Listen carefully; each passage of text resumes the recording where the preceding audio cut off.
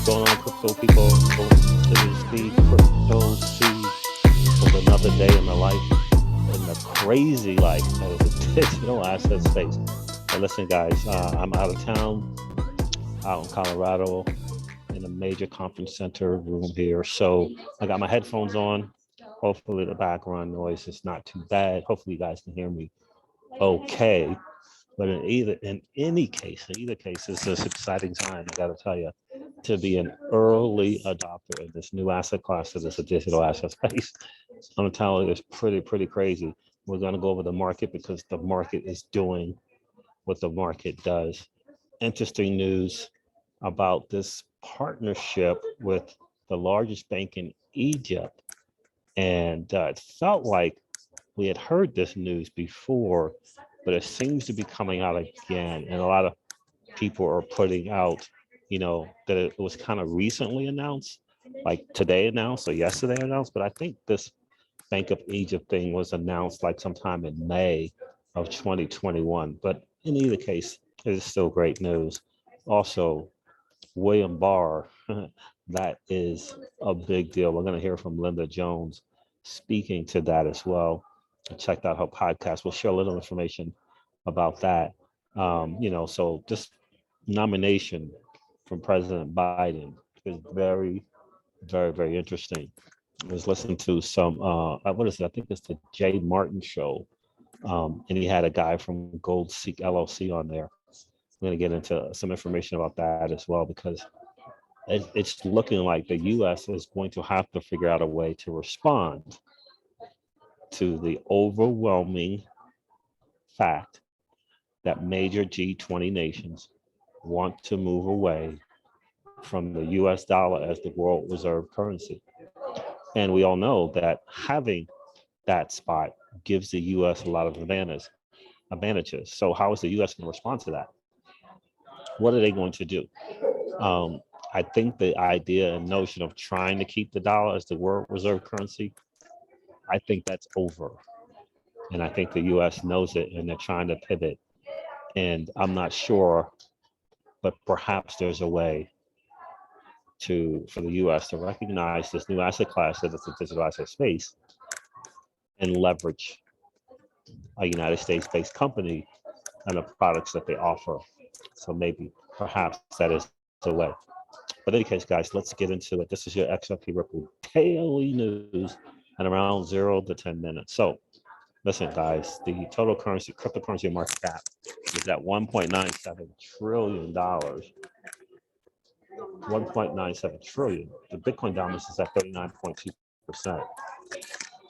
And it looks like now everybody's piling out. So I don't even know if you guys are going to be able to hear me. Hopefully the background noise is not too bad. Let me turn this up here. Maybe that'll help as well. Yeah, so Bitcoin's at $40,714. And Ethereum is at $3,011. Binance Coin's $415. XRP is at 75.9, almost 76 cents. See, so still a lot of double figure reds in the market, obviously. So for sure, Cardano is down, Avalanche is down to $77. Polkadot is down $18.20. Shiba Inu is 24,094 Satoshis, up 1.4% on the 7-day.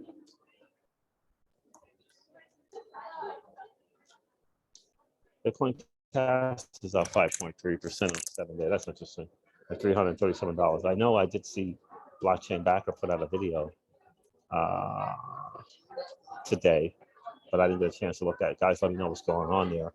Monero is up because they got a recent upgrade. I forget what the upgrade is, but they did they announced a recent upgrade to Monero. It's up 7.1% at $254 currently trading.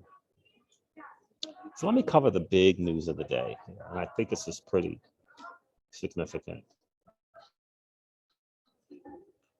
This is a statement from President Biden on his intent to nominate Michael Barr to serve as vice chair for the supervision of the Federal Reserve. Today, I'm announcing my intent to nominate Michael Barr as the next Vice Chair for Supervision at the Federal Reserve. Michael brings expertise and experience necessary for this important position at a critical time of our economy and families across the country. Oh, man. Since I took office, the economy has created nearly 8 million jobs. Okay, that's cool. While I'm doing everything in my power to lower prices for families, the Federal Reserve plays a critical role in fighting inflation, and Barr will make a strong vice chair for supervision, joining my other nominees for the Federal Reserve that the Senate is considering. And I know that William Barr came up for another position. He did not get it. I believe that was for the OCC that Brian Brooks ended up getting. We'll see how this is going to go. It's a nomination, right? It's not confirmation, right? It is a nomination. Barr has spent his career protecting consumers, and during his time at the Treasury, played a critical role in creating both the Consumer Financial Protection Bureau and the position for which I am nominating him. He was instrumental in the passage of the Dodd-Frank as well. So, and it looks like what he's really going to be hoping to do is kind of oversee and regulate the stablecoin space in the digital asset, right? That's going to be major. I do find that it's fascinating and interesting, but I think the confirmation more than the nomination, obviously, right? So the confirmation is, when we get that, that'll be some big news. But just let's not forget, he came from the Treasury. He went to become an advisor at Ripple, and now he's got to get nominated for this spot. So it's a significant deal, I think, if he does get the confirmation. Nomination is cool. But when you have to go through the Senate and you have to go to Congress, the challenge is the incumbents, in my humble opinion, don't want anything that is Ripple related in any way to Ripple to go through. That's my opinion, my humble opinion. So I'm not sure what it's going to look like, but it'd be great to see a confirmation as just opposed to this nomination. But yeah, I mean, he was a supervisor, and this is good news if he does, in fact, get the blessing. But remember, the fight is held in Congress, and the lobbying efforts by the incumbent banks is massive. It's significant, and it can't be understated. Now, I know a lot of people have been getting on and shouting from the rooftop about this nomination, kind of the same way that happened with when Barr got the nomination for the OCC. And I did that last time for the OCC, but I'm going to reserve the excitement and enthusiasm until we get some confirmation, until he can kind of get through that, because he's obviously familiar with Ripple technology. But let's get him confirmed first before we get too excited about it. So hashtag Gary Gensler has been called out once again by Republican Bill Huizenga. Got called out again. So Representative Bill Huizenga put this: Gensler is trying to rewrite existing laws in order to expand his jurisdiction over digital asset market participants. Recent rushed rulemaking will expand SEC authority, leaving Congress on the sidelines. See Pat McHenry and my response below. Again, you can go to crypto.law-us and you can respond. It'll hook you up directly with your representatives, and you can let them know that this idea of rushing things through and that Gary Gensler trying to expand his jurisdiction, you can let them know you're not happy with it. Here is the response here. This is to the Honorable Gary Gensler, Chair of the U.S. Securities and Exchange Commission. Dear Chair Gensler, we write to express our concerns with two recently proposed Securities and Exchange Commission rulemakings and the impact that such rules may have on digital asset market participants. We are particularly concerned the proposed rules can be interpreted to expand the SEC's jurisdiction beyond its existing statutory authority to regulate market participants in the digital asset ecosystem, including in decentralized finance. As you know, DeFi has the potential to reduce market participants' reliance on intermediaries. Who are the intermediaries? TD Ameritrade, Fidelity, just to name a couple, all those brokerage firms. Who owns the brokerage firms? The top 8 to 10 largest banks.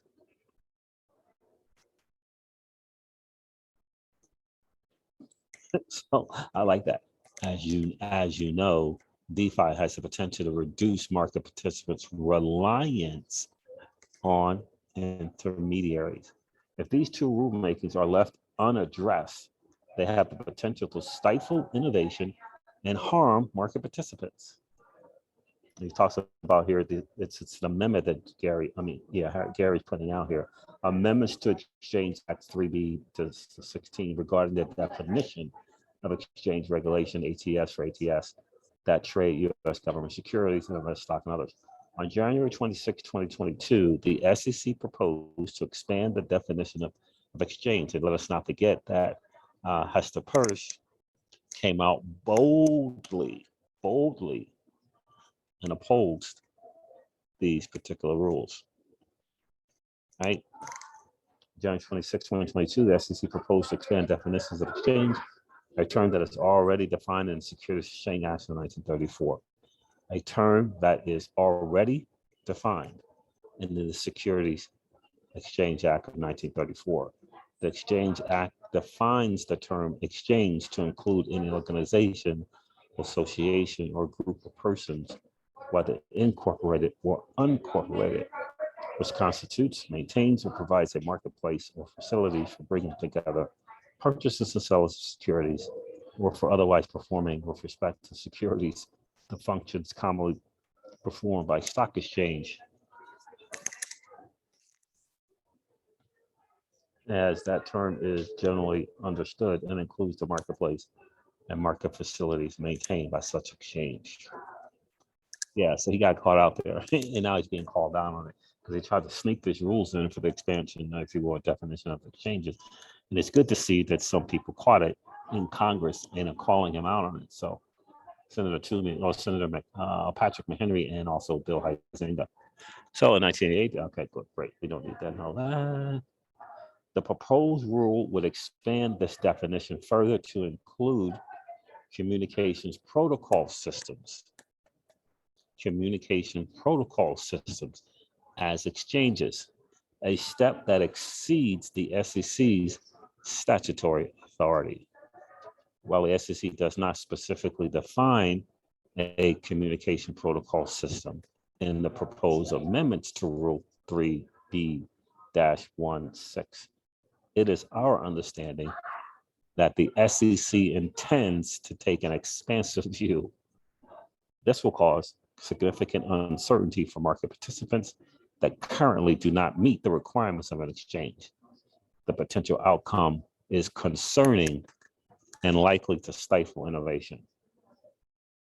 On March 22nd, 2022, the SEC proposed another rule that would further define the term as a part of a regular business for purposes of registering under sections 15 and 15C. Currently, Section 3A of the Exchange Act defines the term dealer as any person that is engaged in the business of buying and selling securities for its own account, unless it is not doing so as part of a regular business. Under the SEC proposed rule, the buying and selling of securities for one's own account will be deemed a part of regular business if such person engages in a routine pattern of buying and selling securities or government securities that has the effect of providing liquidity to other market participants, thus requiring registration with the SEC. Most concerning, the SEC indicates in a footnote, but nowhere else in the rule, that the proposed rule would also encompass digital assets deemed to be securities without any additional information or related cost benefits. Sneaky, sneaky, sneaky. He got busted. The SEC's analysis in both proposals is insufficient to justify such proposed changes. Neither analysis fully defines the scope of the impacted market participant, nor does the SEC's justification provide sufficient details on the cost of compliance. Moreover, the rulemakings failed to define the SEC's statutory authority. Most importantly, the SEC fails to identify the problem that the rulemakings are intended to solve, particularly as it relates to requiring certain market participants facilitating digital asset transactions to register with the SEC. Very, very good. All right, so in any case, we reiterate our call to the SEC that it provide public comment on all rulemaking consistent with the executive branch recommendations of at least 60 days, because the SEC wants to shorten the notice time for responding, commenting, at least 60 days after the notice of proposed rulemaking is published to the Federal Register. We also request that the two rulemakings discussed above be re-proposed with sufficient economic analysis, justification, and greater clarity surrounding the intent of the rulemaking as applied to the digital asset ecosystem. We request a response with the information sought above no later than May 18, 2022. Thank you in advance for your attention to this important matter. Amazing the politics that go on here, but that's the deal, guys. He got, he kind of got busted because everyone knows what he's trying to do, including certain members of Congress. They all know he's trying to not only expand his jurisdiction, but why? Ultimately, so he can help out his pals at JP Morgan and Goldman Sachs, the incumbents, right? Because we as a whole were here first and they were not. And they're trying to catch up, and they want to try if they can to oversee this market. And, he is trying to help them do that. So I wanted to get that to you guys just in case, but let us not forget this here. This is from Ripple. Businesses that want to use crypto effectively will need a trusted one-stop shop for buying, selling, and holding digital assets. Learn how the Ripple Liquidity Hub will accelerate crypto-driven business models. Very, very good. Very, very, very good. So, guys, look, MetaMask warns users of new Apple iCloud phishing scam. Right. So I know it's a lot of Apple users out there, although I am not. Just be careful. Crypto wallet MetaMask is ringing the alarm bell on possible phishing scams, phishing scam attacks through Apple iCloud service. Right. So MetaMask, right. So in a recent tweet, the company said that the encrypted passwords for user crypto accounts called MetaMask Vault would be automatically uploaded to Apple's cloud service if the iCloud backup option is enabled. This could result in the phishing account compromising the user's iCloud account and consequently their passwords in any linked crypto wallets. MetaMask also provided users with a guide on how to disable. So what happened is there was a guy who was an Apple user. He had about $650,000 of NFTs. And he had this backup thing on to his iCloud. And there was a phishing attack that was done. They called him, they used a spoofing for the telephone. So it appeared to be from Apple and it appeared to be an Apple number. And they asked him for a code. Yes, it's not great. So the announcement comes in the wake of a Twitter user going under the alliance, Dominic, I think that's an Iacovone, sharing details of his funds stored in the MetaMask wallet being totally wiped out by hackers.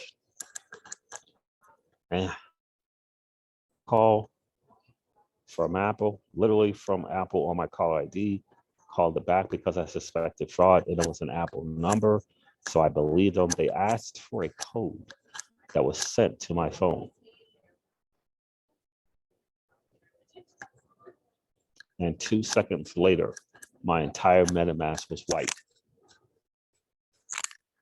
He wrote on April the 15th. According to Dominic, his wallet contained NFTs from popular Mutant 8 Yacht Club collection, which included whatever. It also had 100,000 in ApeCoin and other NFTs. That was the scam. So the spoofing scam, because of the iCloud, which could be hacked into, getting access to, they were able to spoof Apple customer service and the phone number. He called back because he thought something might have happened, and they asked for a code that was sent to his phone. As soon as he gave that code, he said within 2 seconds, everything was gone. Whoa. Here it is right here. This is how it happened. Got a phone call from Apple, literally from Apple on my caller ID, called it back because I suspected fraud, and it was an Apple number. So I believed them. They asked for a code that was sent to my phone, and 2 seconds later, my MetaMask was white. Yeah. And that's going to be, I guess that's going to be another reason why you're going to want to get your NFTs, if humanly possible, put on the ledgers as well, because it's getting really, really bad. It offered a $100,000 reward for assistance to get his funds recovered. And then, of course, MetaMask showed you what you can do to kind of figure this out. So, guys, just Google this article. If you happen to be an Apple user, maybe disable, if you will, that service, that backup service, and obviously try to get your stuff. If you can, you get your NFTs to Ledger. I believe that you can do that. So get that done. I'm going to end with this because I think this is pretty funny. This is a guy from Van Eck.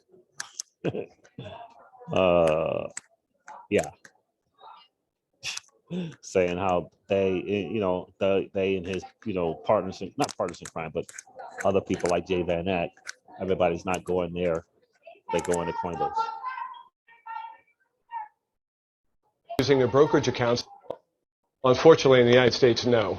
Because, as a crypto person, we have 10 exchange-listed products in Europe that track tokens like Bitcoin directly, and you just can't really do that in the United States. So people are having to find other ways of getting access to that. Are American investors just having to go overseas and buy? Oh, they're going to Coinbase. Yeah. They're skipping all of us, and they're going, they're not using their brokerage accounts to get access.